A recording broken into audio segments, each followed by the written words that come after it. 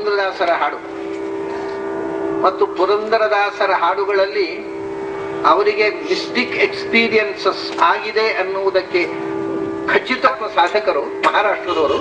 ಅವರು sayings of Karnataka ಅನ್ನುವಂತಹ ಒಂದು ಪುಸ್ತಕದಲ್ಲಿ ಪ್ರಕರಣದಲ್ಲಿ ಅವ್ರು ಹೇಳ್ತಾರೆ, ಈ ಒಂದು ಪದ್ಯ ಸಾಕು, ಪುರಂದರದಾಸರು ಅಪರೋಕ್ಷ ಜ್ಞಾನಿಗಳು ಅಂತ ಹೇಳಲಿಕ್ಕೆ ಈ ಒಂದು ಪದ್ಯ ಸಾಕು, ಅಂತ ಅದ್ಭುತವಾದ ಪದ್ಯ ಇದು ಅಂತ ಅವರನ್ನ ರಾನಡೆಯವರು ಮೆಚ್ಚಿಕೊಂಡಂತಹ ಪದ್ಯ.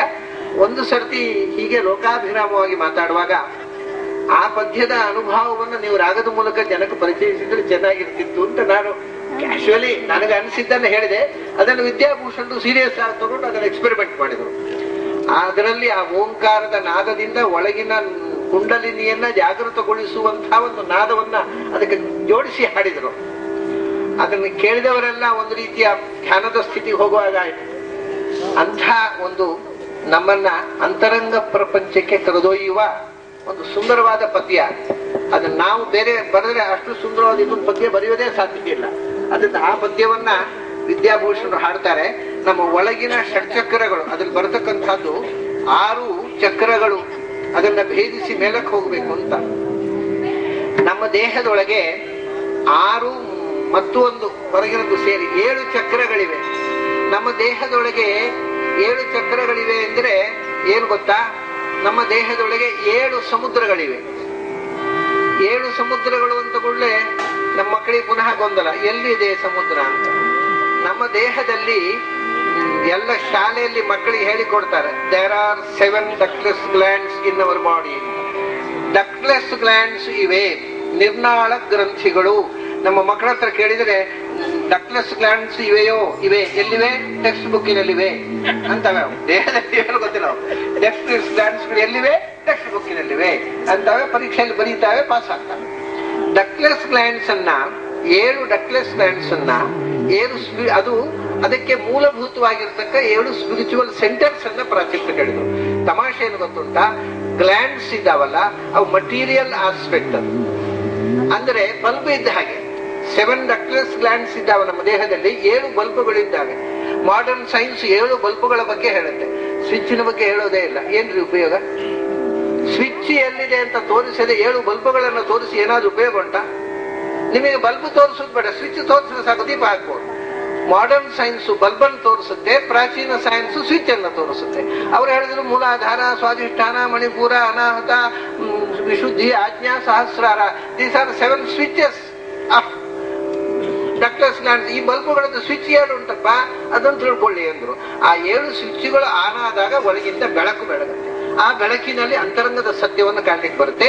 ಇದು ಅಂತರಂಗ ದರ್ಶನ, ಇನ್ನರ್ ವಿಷನ್ ಅಂದ್ರೆ ಇದನ್ನ ಒಳಗಣ್ಣಿನಿಂದ ನೋಡ್ಬೇಕು. ಒಳಗೂ 2 ಕಣ್ಣಿದೆ. ಈಗ ಈ 2 ಕಣ್ಣಲ್ಲದೆ ಒಳಗಿಂದ 1 ಕಣ್ಣಿದೆ. ಅಂದ್ರೆ ನಮ್ಮ ಮನಸ್ಸಿನಲ್ಲಿ ಕನಸು ಕಾಣ್ತೇವಲ್ಲ, ಈ ಕಾಲೇಜಿಗೆ ಹೋಗೋ ಹುಡುಗರಿಗೆ ಹುಡುಗಿಯರಿಗೆಲ್ಲ ಏನೇನೋ ಕಾಣುತ್ತಲ್ಲ, ಅದು ಒಳಗಣ್ಣಿನಿಂದ ಕಾಣೋದು. ಕಣ್ಣು ಮುಚ್ಚಿದಾಗ ಹುಡುಗಿಯರಿಗೆ ಹುಡುಗ ಕಾಣ್ತಾನೆ, ಹುಡುಗರಿಗೆ ಹುಡುಗಿ ಕಾಣ್ತಾಳೆ, ಅದೆಲ್ಲ ಒಳಗಣ್ಣಿನಿಂದ ಕಾಣೋದು. ಹೊರಗಣ್ಣಲ್ಲಿ ಏನೂ ಇರೋಲ್ಲ, ಖಾಲಿ ಸ್ಕೈ, ಬ್ಲ್ಯಾಕ್ ಸ್ಕೈ. ಆದರೆ ಅದನ್ನ ಇನ್ನೂ ಒಳಗೆ ಹೋದರೆ ಅದು ಇನ್ನು ಸತ್ಯವನ್ನು ಕಾಣತಕ್ಕ ಒಂದು, ಇದೆಲ್ಲ ಇಲ್ಯೂಷನ್. ಯೌವನದ ಕಾವಿನಲ್ಲಿ ಕಾಣತಕ್ಕಂಥ ಭ್ರಮೆಗಳು ನಿಜವಾದ ಸತ್ಯವನ್ನು ಕಾಣುವಂತ ಇದು ಒಳಗಣ್ಣಿನ ಒಳಗೆ ಒಂದು ತಿಳಿಗಣ್ಣು ಉಂಟು, ಅದು ಸತ್ಯವನ್ನು ತಿಳಿಸುವ ಕಣ್ಣು. ಇದೆಲ್ಲ ತೆರೆದರೆ ಒಳಗಿನಿಂದ ಸತ್ಯದ ಸಾಕ್ಷಾತ್ಕಾರ ಆಗುತ್ತೆ. ಇದು ಧ್ಯಾನದ ಸ್ತರದಲ್ಲಿ ಸಾಧ್ಯವಾಗುವಂತ. ಅದನ್ನ ಬಹಳ ಸುಂದರವಾಗಿ ವಿವರಿಸಿ ಈ ಒಳಗಿನ ಸಮುದ್ರ ಅಂತ ಹೇಳಿದೆ ನಾನು. 7 ಗ್ಲ್ಯಾಂಡ್ಸ್. ಯಾಕಂದ್ರೆ ನೋಡಿ, ಒಂದು ಗ್ಲ್ಯಾಂಡ್ ಇರೋದು ಯಾವುದು ಅಂದ್ರೆ ಅದು ಇಲ್ಲಿ ನಮ್ಮ ಕೆಳ ಹೊಟ್ಟೆಯಲ್ಲಿ ಹೊಕ್ಕಳಿನಿಂದ ಕೆಳಗಡೆ ಇದೆ, ಅದಕ್ಕೆ ಹೆಸರು ಗೊನಾಡ್ ಅಂತ. ಗೊನಾಡ್ ಇರುವುದೆಲ್ಲಿಂದ್ರೆ ಮೂತ್ರಕೋಶದ ಹತ್ರ, ಅದಕ್ಕೆ ಅದು ಉಪ್ಪು ನೀರಿನ ಸಮುದ್ರ ಅಂದ್ರು. ಗೊತ್ತಾಯ್ತಲ್ಲ ಯಾಕೆ ಅಂತ, ನಾನು ಮತ್ತೆ ವಿವರಿಸೋದು ಬೇಡ ಅಲ್ಲ. ಅಲ್ಲಿಂದ ಸ್ವಲ್ಪ ಮೇಲಕ್ಕೆ ಬಂದ್ರೆ ಹೊಕ್ಕಳಿನಿಂದ ಕೆಳಗೇನೆ ಸೆನ್ಸ್ ಆಫ್ ಲೇಡಿಂಗ್ ಅಂತ ಇನ್ನೊಂದಿದೆ.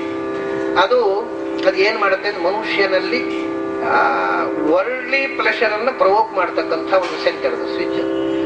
ಅದಕ್ಕೆ ಏನ್ ಹೇಳಿದ್ರು ಗೊತ್ತುಂಟ? ಕಬ್ಬಿನ ಹಾಲಿನ ರಸದ ಸಮುದ್ರ, ಇಕ್ಷು ಸಮುದ್ರ ಅಂತ.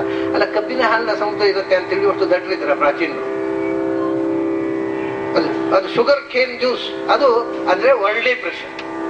ಅದರ ನಂತರ ಇಲ್ಲಿ ಎಡ್ರಿನಲ್ ಗ್ಲ್ಯಾಂಡ್ ಅಂತಿದೆ, ಹುಕ್ಕಳನ್ನ ಆಚೆ ಈಚೆ.